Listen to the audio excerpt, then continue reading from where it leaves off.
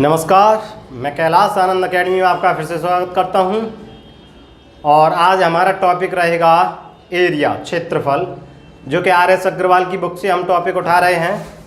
ठीक, तो देखिए आर एस अग्रवाल की बुक को हम पूरा कराएंगे चैप्टर वाइज चैप्टर। तो आज हम जो है चैप्टर जो है ले रहे हैं एरिया, क्षेत्रफल। और क्षेत्रफल के पहले हम उसके बेसिक फार्मूले और जो है आकृति के बारे में थोड़ा सा जानकारी लेंगे, और उसके बाद क्वेश्चन को मतलब कंटिन्यूसली क्वेश्चनों को सॉल्व करेंगे, वो भी मतलब बहुत कम समय में। ठीक, तो देखिए वीडियो को बिना स्किप किए हुए पहले इस वीडियो को समझ लें, और इसके बाद जो भी वीडियो पढ़ेंगी डलेंगी मतलब, और क्वेश्चन से मतलब फर्स्ट क्वेश्चन से नंबर बाई नंबर प्रत्येक क्वेश्चन जो है आपके सामने पेश किया जाएगा। ठीक है, तो देखिए आज हम जो है क्षेत्रफल के बारे में जो है समझ लें। पहले नंबर देखिए क्षेत्रफल की बात करें हम, तो देखिए हमारे पास दो तरीके की आकृतियाँ होती हैं, एक होती हैं 2D और एक होती हैं 3D। तो देखिए जो 3D आकृति और 2D आकृति, 2D आकृति और 3D, 3D का मतलब है 3 डायमेंशनल और 2D का मतलब है 2 डायमेंशनल। ठीक है, तो देखिए 3D आकृति जो होती हैं उनका क्षेत्रफल मतलब एरिया और वॉल्यूम, एरिया और आयतन दोनों निकलते हैं। लेकिन 2D जो आकृति होती है उसका मात्र जो है एरिया ही निकलता है। ठीक है, एरिया ही हम जो है फाइंड कर सकते हैं। तो देखिए क्षेत्रफल में सिर्फ हम 2D आकृतियों का अध्ययन करेंगे, और इसके बाद में जो चैप्टर आएगा दूसरा, उसमें जो है हम 3D आकृतियों पर बेस्ड क्वेश्चनों को सॉल्व करेंगे। तो देखिए हम सबसे पहले जो है 2D आकृति में सबसे पहले हम लें, तो 2D आकृति में आपके सामने सबसे पहले लेते हैं हम वर्ग। ठीक है, वर्ग लेते हैं, और देखिए वर्ग जो है, वर्ग को हम कहते हैं स्क्वायर। ठीक, स्क्वायर की जो आकृति होती है वो आपको ध्यान रखना है। स्क्वायर की आकृति ये होती है। अब स्क्वायर में क्या है कि देखिए इसमें 4 साइडें होती हैं, मतलब 4 भुजाएं होती हैं, और चारों ही भुजाएं क्या होती हैं, समान होती हैं। देखिए अगर ये भुजा ए है तो ये भी ए होगी, और ये भी ए, और ये भी ए होगी। ठीक, इसमें एक चीज़ और याद रखना है, इसमें देखिए विकर्ण होते हैं वर्ग में जो विकर्ण होते हैं उन विकर्णों की लंबाई भी क्या होती है, समान होती है। ठीक है, विकर्णों को हम डी से प्रदर्शित करते हैं, क्योंकि डायगोनल मीन्स होता है विकर्ण। ठीक है, और एक और चीज़ देखिए, जैसे कि हमारे पास अगर वर्ग है, कोई भी आयत है, तो इनके शीर्षों पर हमेशा 90 डिग्री का एंगल बनता है। ठीक, मतलब यह है 90 अंश का जो है कोण बनता है, ये भी ध्यान रखना है। तो यहाँ ये जो बनेगा, ये जो है 90 डिग्री का एंगल बनेगा, राइट एंगल बनेगा, समकोण त्रिभुज बनेगा। तो देखिए इस पे जो कुछ फॉर्मूले हैं जो कि याद रखने हैं। देखिए मैं बात करूं फार्मूलों की, तो देखिए ये चैप्टर ही बेस्ड जो है फार्मूलों पर है, और तो ये है कि बेसिक जो तरीके हैं उनसे हो जाते हैं, बिना फार्मूले के सॉल्व हो जाते हैं, कोई दिक्कत नहीं आती है। लेकिन यहाँ पे भी फार्मूले वो भी आपको दिमाग में रखने हैं आकृति के अनुसार। ठीक है, तो देखिए फर्स्ट नंबर हम आकृति की बात करें तो इसमें फार्मूला आप आ जाता है आपके पास, सबसे पहले आ जाता है परिमाप। ठीक है, तो देखिए परिमाप, ठीक है, परिमाप को इंग्लिश में कहते हैं पैरामीटर। परिमाप को इंग्लिश में पैरामीटर कहते हैं। अब परिमाप को वैसे प्रदर्शित कर देते हैं हम किससे, पी से। ठीक है, अब पैरामीटर होता क्या है ये समझें। तो देखिए पैरामीटर होता है एक तरीके से दूरी। जैसे कि देखिए मान लिए कि कोई हमारे पास गार्डन है या खेत है, तो हम खेत के अगर चारों तरफ अगर हम एक चक्कर लगा दें, मतलब ये कि देखिए ये हमारा खेत है, कैसा भी है, ये जरूरी नहीं कि वो वर्गाकार है या आयताकार है या त्रिभुजाकार है, कैसा भी है। अगर हम यहाँ से स्टार्ट करें और ऐसे चलें फिर यहाँ आए और यहाँ गए, तो ये जो टोटल हमने जो दूरी तय की, ये जो टोटल दूरी हमने तय की, उस दूरी को कहते हैं परिमाप। तो देखिए हम अगर यहाँ से स्टार्ट करें और यहाँ से यहाँ तक, फिर यहाँ तक, फिर यहाँ तक, फिर यहाँ तक, तो कितनी दूरी तय की? यहाँ से यहाँ तक ए दूरी, यहाँ से यहाँ तक ए दूरी, यहाँ से यहाँ तक ए और यहाँ से यहाँ तक ए। इसका मतलब ये हुआ कि ए प्लस ए प्लस ए प्लस ए कितनी हो गई? 4a। तो परिमाप डायरेक्टली आप याद रखें 4a। कितना? 4a याद रखना है। पहला फॉर्मूला ये हो जाता है। दूसरा जो है आपके सामने, दूसरा हो जाएगा वर्ग का क्षेत्रफल। वर्ग का क्षेत्रफल मतलब एरिया को ए से प्रदर्शित करेंगे। देखिए यहाँ मैं लिख नहीं रहा हूँ कि वर्ग का परिमाप या वर्ग का क्षेत्रफल, क्योंकि ऊपर लिखा हुआ है। ठीक है, तो देखिए इसका क्षेत्रफल होता है भुजा स्क्वायर। भुजा स्क्वायर क्यों होता है ये मैं बताऊँ। भुजा स्क्वायर का मतलब होता है, इसका क्षेत्रफल होता है लंबाई गुणा चौड़ाई। लंबाई गुणा चौड़ाई। तो देखिए लंबाई भी यहाँ ए है और चौड़ाई भी ए है, तो क्या हो जाएगा? ए स्क्वायर। तो इसलिए इसको हम कह देते हैं भुजा स्क्वायर। तो भुजा स्क्वायर कह देते हैं, भुजा स्क्वायर या भुजा का वर्ग, या फिर कह सकते हैं आप ए स्क्वायर, क्योंकि यहाँ ए है तो ए स्क्वायर कह सकते हैं। ठीक है, तो यहाँ भुजा क्या है? ए। तो यहाँ मैं लिख दे रहा हूँ भुजा जो है वो है इसकी ए। ठीक, चलो अब देखिए और इसके विकर्ण की बात करें। विकर्ण, देखिए विकर्ण निकालने के लिए भी आप जो है याद रखना है।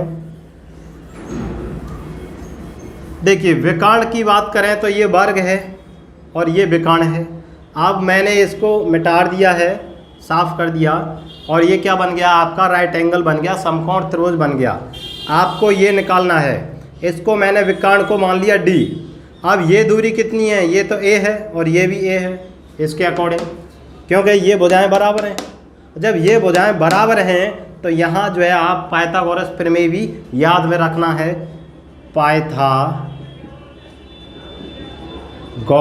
प्रमेय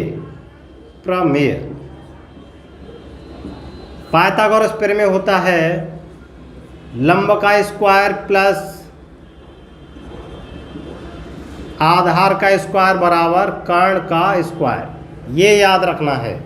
तो अब देखिए इससे अगर आप डायगोनल निकालें, विकर्ण निकालें, तो ये क्या हो जाएगा? कर्ण का स्क्वायर मतलब d का स्क्वायर, और d का स्क्वायर बराबर हो जाएगा लंब का वर्ग प्लस आधार का वर्ग, मतलब a square and a square. तो ये d स्क्वायर बराबर हो जाएगा 2a स्क्वायर, और जब d स्क्वायर हो गया 2a स्क्वायर, तो देखिए d यहाँ से निकालें तो स्क्वायर इस पर रूट चढ़ जाएगा 2a स्क्वायर, और d बराबर इस पे स्क्वायर है, जिस पे स्क्वायर होता है उस स्क्वायर से रूट कट जाता है। तो इससे तो कट जाएगा रूट, लेकिन 2 से नहीं कटेगा, तो 2 अंदर ही रह जाएगा और a बाहर आ जाएगा। तो डायगोनल आपको याद रखना है a√2। ठीक, तो देखिए a√2 ये जो है वर्ग के 3 मापें हैं जो कि आपको याद रखनी है। इसके अलावा इसमें और ऐसा कुछ भी नहीं है जो आप छूटा हो, पूरा मैंने बता दिया है। अगर ये चारों याद हैं तो वर्ग का कोई भी क्वेश्चन आपसे छूटेगा नहीं। ठीक है, अब देखते हैं नेक्स्ट पॉइंट। देखिए आयत, दूसरा पॉइंट हमारा आयत है। इसको कहते हैं रेक्टेंगल इंग्लिश में। पहले इसकी आकृति देखिए। आकृति ये है, इसकी कंडीशन समझें। कंडीशन ये है कि आमने सामने की भुजाएं बराबर होती हैं, मतलब ये भुजा अगर a है तो ये भी a होगा, और ये भुजा अगर b है तो ये भुजा भी b होगी। अच्छा, यहाँ पर जो विकर्ण होते हैं, यहाँ पर विकर्ण भी समान होते हैं। यहाँ पर भी विकर्ण, वर्ग में भी विकर्ण समान थे और यहाँ पर भी विकर्ण समान है। तो आप देखिए नंबर 1, आयत का क्षेत्रफल। क्षेत्रफल की बात करें, पहले करें परिमाप की बात। तो देखिए परिमाप मीन्स पैरामीटर। तो आप यहाँ से गए, फिर यहाँ आए, फिर आए, फिर आए, तो पूरी दूरी कितनी तय की? पूरी दूरी की आपने ए बी, मतलब ए प्लस बी प्लस ए प्लस बी, मतलब ये हो गया 2a प्लस बी। देखिए ऐसे हो जाएगा a plus B, A plus B, A और ए हो गया आपका 2a, बी और बी हो गया आपका 2b। तो यहाँ से 2 कॉमन ले लिया तो a प्लस बी, ये आ गया आपका पैरामीटर। ठीक है, पैरामीटर। देखिए ये याद हो जाएंगे, आपको ये याद रखने हैं कि हम पैरामीटर कैसे निकालते हैं। अब दूसरा पॉइंट लें, तो दूसरा पॉइंट है आपका क्षेत्रफल, एरिया। एरिया हो जाएगा आपका क्या? लंबाई गुणा चौड़ाई। ठीक है, लंबाई गुणा चौड़ाई, जो कि कितनी है? a into b. लंबाई गुणा चौड़ाई a इंटू बी, और लंबाई गुणा चौड़ाई ही जो है वर्ग में थी, लेकिन वहाँ भुजाएं बराबर थी तो उस पर लिए उस पर स्क्वायर चढ़ गया था, है ना। आप ऐसे याद रखें या ऐसे याद रखें, मतलब इसको लिख सकते हैं आप ए बी, बीच में मल्टीप्लाई का चिन्ह है, ये डॉट जो है नंबर थर्ड रह जाता है इसका विकर्ण। ठीक, तो विकर्ण हो जाएगा डायगोनल, और ये कितना होगा? ये हो जाएगा तुम्हारा, उसी तरीके से निकालें पाइथागोरस प्रमेय से अगर इसको निकालना चाहें तो इसका वर्ग प्लस इसका वर्ग रूट में, मतलब ए स्क्वायर प्लस बी स्क्वायर, ये रहेगा तुम्हारा रेक्टेंगल। अब देखते हैं नेक्स्ट पॉइंट। देखिए अब देखते हैं हम त्रिभुज, और देखिए त्रिभुज जो है 3 प्रकार के हैं जिन पर जो क्वेश्चन पूछे जाते हैं। समकोण त्रिभुज पे पूछे जाते हैं, समबाहु त्रिभुज पे पूछे जाते हैं, और समद्विबाहु त्रिभुज पे पूछे जाते हैं। तो देखिए पहले हम लेते हैं समकोण त्रिभुज। देखिए अगर कोई भी क्वेश्चन मतलब त्रिभुज अगर समकोण है तो उसके लिए तो सूत्र हमारे पास है ना। और देखिए हम नंबर वाइज नंबर ले लूँ, मैं त्रिभुज ले लेता हूँ, मतलब एंगल। ठीक है, तो देखिए इसमें जो फॉर्मूले हैं वो ये है। नंबर 1, समकोण त्रिभुज का क्षेत्रफल 1/2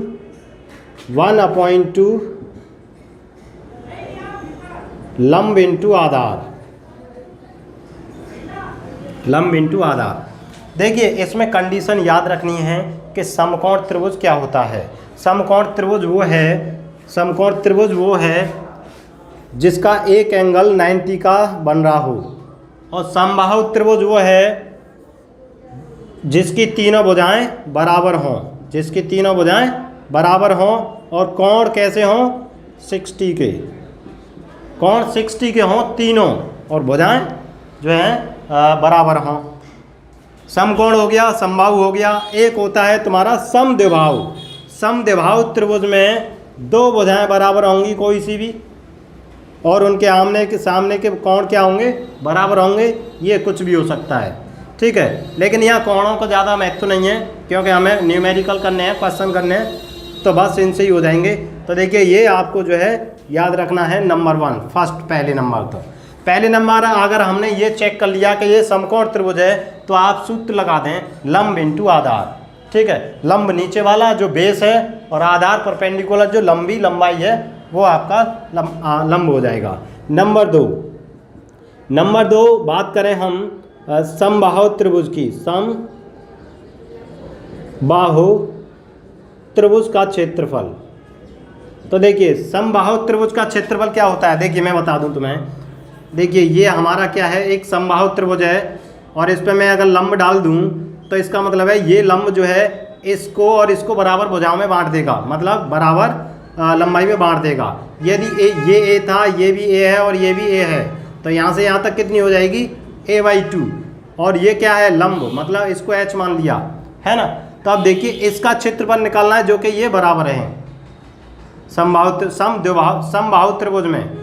त्रिभुज में। अगर मैं इसका क्षेत्रफल निकाल लूँ तो इतना जितना है उतना ही इसका रहेगा, और दोनों को जोड़ दें तो पूरी आकृति का क्षेत्रफल निकल आएगा। ठीक है, ये मैं समझा रहा हूँ, वैसे डायरेक्ट फॉर्मूला याद रखना है कि फॉर्मूला बना कैसे। तो देखिए अगर अब मैं इसका क्षेत्रफल निकालूं तो इसका क्षेत्रफल निकालने के लिए मुझे क्या चाहिए, एच चाहिए। एच निकल आएगा पाइथागोरस प्रमेय से, क्योंकि देखिए कांड बराबर होता है इसका वर्ग प्लस इसका वर्ग, मतलब कांड हो जाएगा ए स्क्वायर इसका वर्ग बराबर एच स्क्वायर प्लस इसका वर्ग ए स्क्वायर अपॉन 4। यहाँ से निकालना है आपको एच स्क्वायर, तो ये कितना हो जाएगा ए स्क्वायर माइनस ए स्क्वायर अपॉन 4, इसको इसमें से माइनस करेंगे बराबर एच स्क्वायर है, और ये हो जाएगा एच बराबर हो जाएगा 4 एकम 4 और जाएंगे तो 3a स्क्वायर अपॉन 4, तो एच है ना स्क्वायर है ये, और एच बराबर हो जाएगा रूट में 3 4a स्क्वायर, और ये हो जाएगा रूट 3/4a। ठीक है, क्या आ जाएगा a, क्योंकि देखिए रूट 3 रहेगा ही, और 2 4 का हो जाएगा 2, और a स्क्वायर से रूट कट जाएगा, ये आ जाएगा। मतलब ये है कि h कितनी निकली आपकी जो है रूट 3/2a।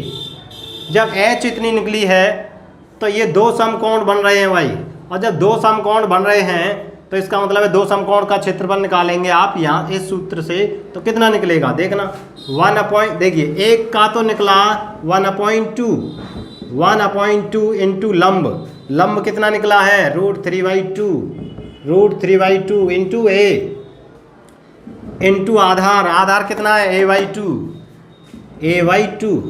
तो देखिए, और ये तो एक का क्षेत्रफल है, जब 2 का निकालेंगे तो 2 से गुणा कर देंगे, क्योंकि ये एक का है, पूरे 2 का निकालेंगे तो 2 का गुणा कर देंगे, तो 2 से 2 कट जाएगा, और ये हो जाएगा रूट 3/4 एंड भुजा मतलब a स्क्वायर।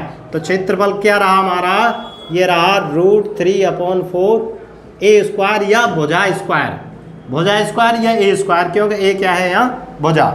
ठीक है, इस तरीके से ये जो है आपको याद रखना है। चलो देखिए, ये तो काम हो गया हमारा जो है समबाहु त्रिभुज में, जब भी आपको जो है समबाहु त्रिभुज दे रखा हो। चलो अब एक आ जाता है विषमबाहु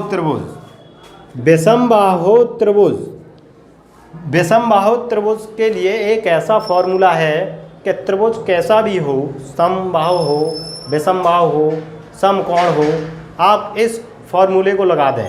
इस फॉर्मूले को हालांकि हम जो है हीरोज फार्मूला कहते हैं। तो देखिए विषमबाहु त्रिभुज के लिए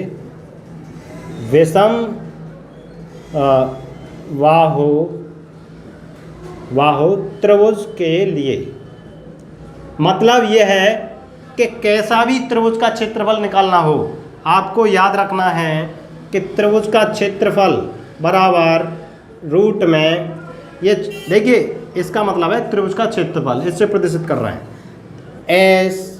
s minus a, s minus b, s minus c। तो देखिए इससे जो है हम सबका निकाल सकते हैं। अब रही बात s क्या है, s जो है वो है आपका पैरामीटर। यहाँ पैरामीटर को p से था, यहाँ s जो है वो है पैरामीटर नहीं अर्ध पैरामीटर, मतलब हाफ पैरामीटर, अर्ध परिमाप। इस s को मैं लिख देता हूँ अर्ध परिमाप s बराबर होता है a plus b plus c/2, जो कि आपको याद रखना है। ठीक है, देखिए त्रिभुज कैसा भी हो, अगर हम स्टार्टिंग में ही ये चेक कर लें कि समकोण त्रिभुज है, आसान से सॉल्व हो जाएगा, कोई दिक्कत नहीं है। अगर हम ये चेक नहीं कर पा रहे हैं कि ये कैसा है, तो फिर आप ये वाला सूत्र लगा दें, प्रत्येक त्रिभुज के क्षेत्रफल में ये वाला सूत्र सेटिस्फाई होगा। ठीक है, तो देखिए ये वीडियो हम यहीं समाप्त करते हैं। इसका जो नेक्स्ट भाग है, अभी इसमें फॉर्मूले हैं जो है आपके जो है फॉर्मूले हैं, सर्किल है ना, जो है अर्ध सर्किल है मतलब वृत्त है, और भी जो शेष रह गया है उसके फॉर्मूले हम जो है नेक्स्ट वीडियो में जो है डिस्कस करेंगे।